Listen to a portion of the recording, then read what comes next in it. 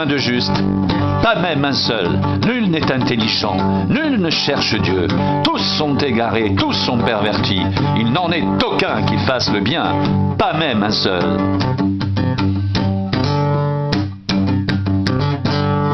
Leur gosier est un sépulcre ouvert. Ils se servent de leur langue pour tromper.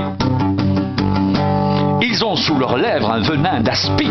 Leur bouche est pleine de malédiction et d'amertume.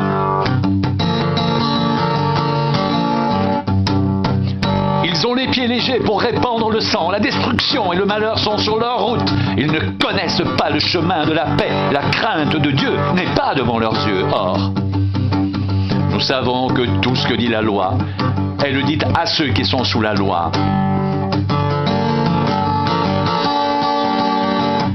Afin que toute bouche soit fermée et que tout le monde soit reconnu coupable devant Dieu, car personne ne sera justifié devant lui par les œuvres de la loi, puisque c'est par la loi que vient la connaissance du péché.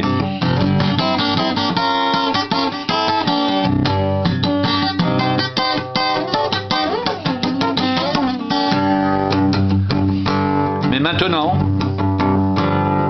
sans la loi, est manifestée la justice de Dieu à laquelle rendent témoignage la loi et les prophètes, justice de Dieu par la foi en Jésus-Christ pour tous ceux qui croient.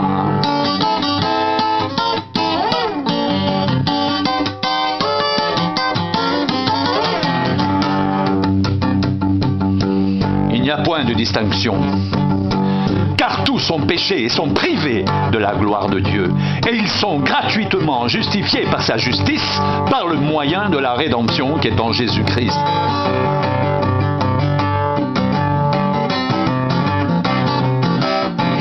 C'est lui que Dieu a destiné à être par son sang, pour ceux qui croiraient,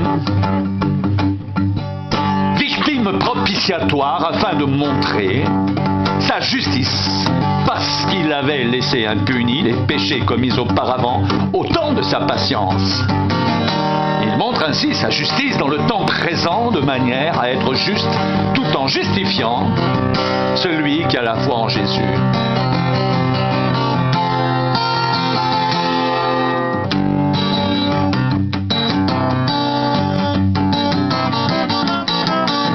Où donc est le sujet de se glorifier? Il est exclu. Par quelle loi? Par la loi des œuvres? Non, mais par la loi de la foi. Car nous pensons que l'homme est justifié par la foi, sans les œuvres de la loi.